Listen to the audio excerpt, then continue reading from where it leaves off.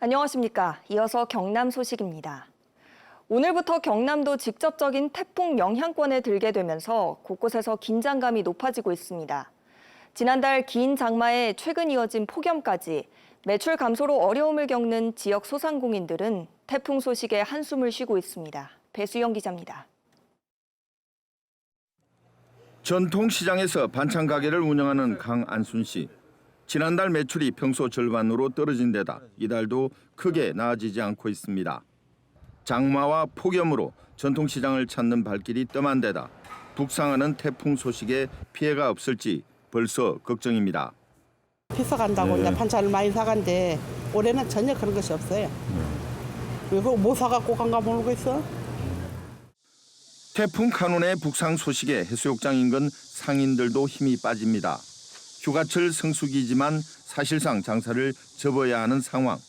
해수욕장은 피서객들 대신 파라솔과 물놀이 시설을 정리하는 태풍 대비 조치로 분주합니다.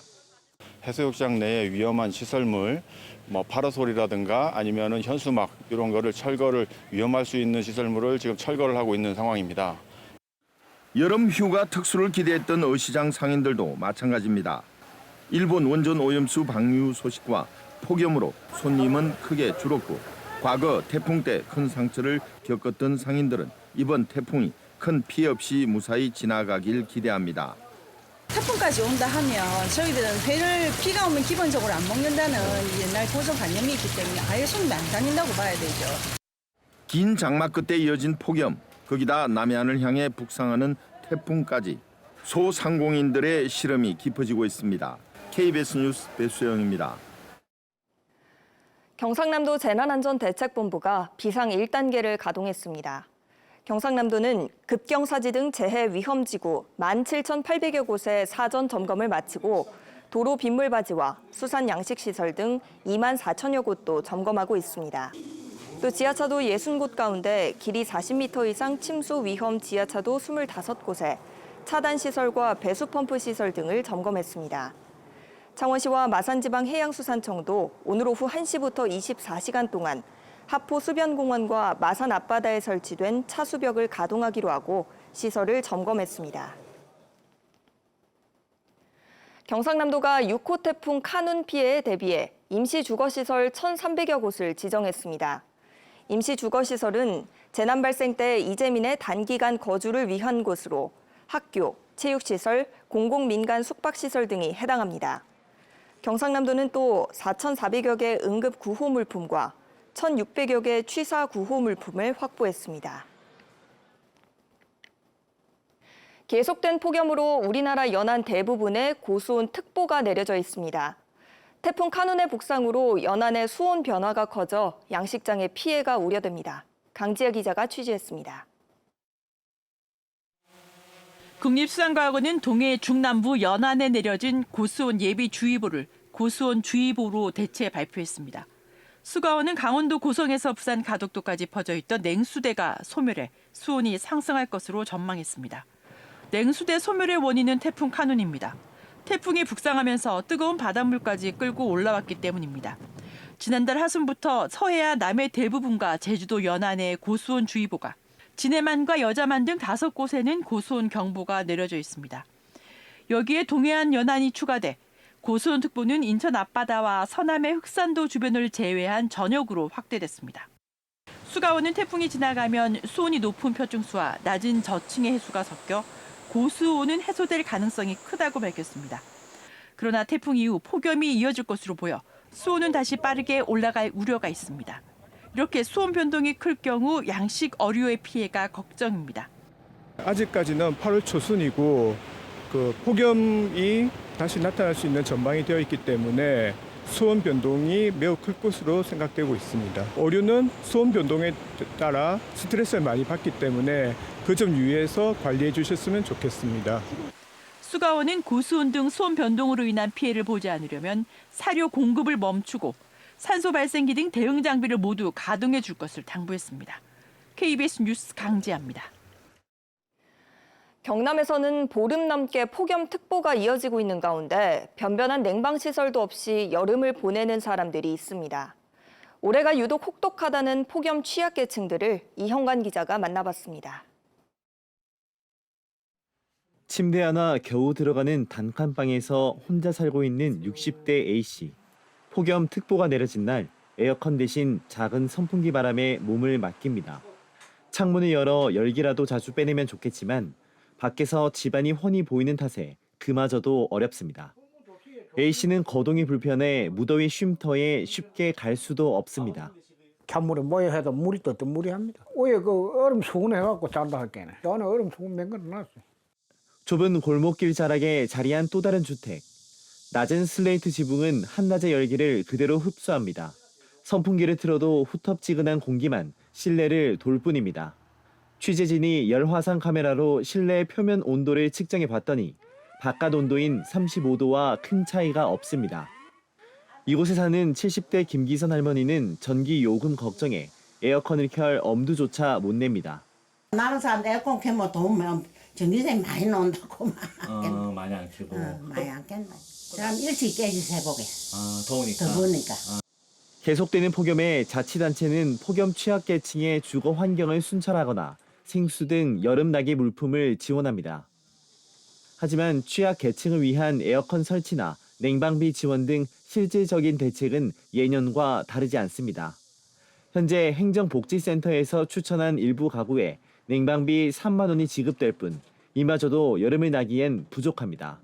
다른 자치단체는 돈이 더 나가는 경우가 있잖아요. 많이 드리면 좋겠지만 저희는 이제 현금 아까 말씀드렸듯이 현금성 지원보다는 이제 안보 확인이라든가. 여느 여름보다 더 혹독하고 길어진 이번 폭염. 폭염 취약계층들의 힘겨운 여름나기가 이어지고 있습니다. KBS 뉴스 이형관입니다. 경상남도가 폭염 대책 기간인 다음 달 말까지 65살 이상 독거 노인과 장애인 등 취약계층 5만 9천여 명을 대상으로 방문 건강관리 서비스를 강화합니다. 이를 위해 기존 건강관리 서비스 전담 인력 100여 명 외에 폭염활동 인력 110여 명을 추가 투입해 가정 방문으로 취약계층의 건강 상태를 확인하고 폭염 행동 요령 등을 안내하기로 했습니다.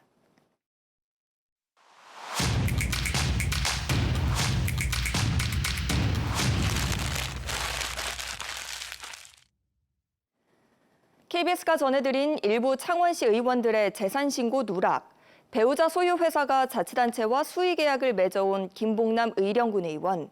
이들은 모두 이해 충돌로 이어질 수 있는 비상장 주식을 공직자 재산 등록에 제대로 신고하지 않은 공통점이 있습니다. 제도의 허점은 무엇이고 개선 대책은 무엇인지 손원혁 기자가 취재했습니다.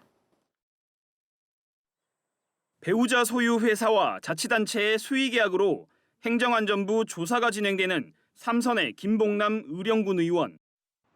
배우자가 연매출 200억 원 안팎 시내버스 업체 대표인 재선의 박선의 창원시 의원. 이들은 공직자 재산 등록에 배우자의 비상장 주식 소유를 신고하지 않았습니다. 수년 동안 이들의 재산 신고가 문제없이 통과된 이유는 무엇일까? 심사를 하는 경상남도 공직자윤리위원회는 부동산과 예금, 상장 주식 등을 관계기관 정보를 받아 신고 내역과 대조로 확인합니다. 하지만 비상장 주식은 이 과정에서 조회되지 않습니다. 자발적 신고가 없다면 확인이 어렵다는 것입니다.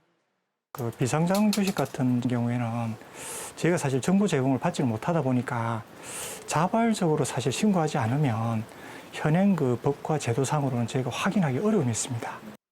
검증 인력도 문제입니다. 경남 기초의원 270명과 재산신고 대상 도청 공무원은 1000여 명. 이들의 신고 내역을 검증하는 직원은 단 1명입니다. 문제를 찾으려면 제보에 기댈 수밖에 없는 구조입니다. 이 때문에 경남시군 기초의원은 재산심사에서 최근 3년 동안 불성실 신고 등으로 경고 시정 조치는 17건, 법원 과태료는 3건에 불과합니다. 이마저도 누가 과태료를 받았는지 공개되지 않습니다. 성실신고 의무가 담긴 윤리강령과 규범을 위반하면 의회 윤리특별위원회에 회부할 수 있지만 창원시 의회 경우만 봐도 지금까지 단 한 차례도 없었습니다. 의장의 리더십이 지방의회의 투명성을 제고하는데 상당히 커졌어요. 징계를 심사하잖아요, 그죠? 그래서 그런 부분에서 좀 더 우리가 좀 엄격해야 될 필요가 있겠고요. 반복되는 이해충돌 논란을 막기에 형식적이라는 공직자 재산 신고, 실질적인 조사를 위해 기능과 인력을 대폭 보완해야 한다는 지적이 나옵니다. KBS 뉴스 손원혁입니다. 제6호 태풍 카누는 강한 세력을 유지한 채 현재 일본 가고시마 남서쪽 해상을 지나고 있습니다. 이후 내일 새벽 통영 남쪽 해상으로 북서진해 내일 오전 중 우리 지역에 상륙할 것으로 예상되고 있는데요. 태풍의 영향으로 현재 남해안에는 약하게 비가 시작되고 있고요. 빗줄기는 점차 굵어지겠습니다. 오후부터 강한 비가 예상되는 가운데 내일까지 경남 남해안과 서부 내륙에 최대 400mm 이상의 매우 많은 비가 쏟아지겠는데요. 현재 경남 전 지역에 태풍 예비특보가 내려져 있는 가운데 남해안을 중심으로는 강풍주의보도 발효 중입니다.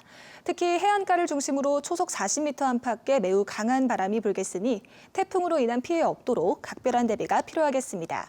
자세한 지역별 기온 살펴보겠습니다. 현재 기온 창원이 27도, 함안이 26도를 보이고 있습니다. 한낮에는 창원이 29도, 함안이 28도로 어제보다 낮겠습니다.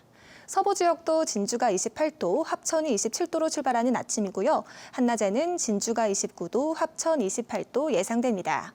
바다의 물결은 먼바다를 중심으로 태풍특보가 내려져 있는 가운데 물결이 최고 8m로 매우 거세게 일겠습니다. 내일 낮사이 태풍이 우리 지역을 통과하면서 비바람은 차차 소강 상태를 보이겠습니다. 기상정보였습니다. 창원시설공단이 한국수자원공사와 공동으로 수영장 수질관리 실태를 점검합니다. 대상은 창원시설공단 소속 수영장 11곳으로 내일 의창 스포츠센터를 시작으로 유충검사 등 수질관리 이행 여부와 집수정 청결 상태 등을 점검합니다. 또 수질관리 방법과 유충 발생 방지 대책에 대한 교육도 진행됩니다. 공직선거법 위반 혐의로 재판을 받던 박종우 거제시장의 배우자가 벌금 250만 원형이 확정되면서 박 시장이 시장직을 유지할 수 있게 됐습니다. 박 시장 배우자 A씨와 검찰은 지난달 벌금 250만 원을 선고한 항소심 선고 결과에 대해 대법원 상고를 포기한 것으로 알려졌습니다. A씨는 2021년 7월 지방선거를 앞두고 한 사찰에 1,000만 원을 기부한 혐의로 기소됐습니다. 김해 서부경찰서가 성관계 영상 촬영물을 유포하겠다며 피해자를 협박하고 수천만 원을 뜯어낸 혐의로 20대 남성 A씨를 경기도 군포에서 붙잡았습니다. 뉴스를 마칩니다. 시청해주신 여러분 고맙습니다.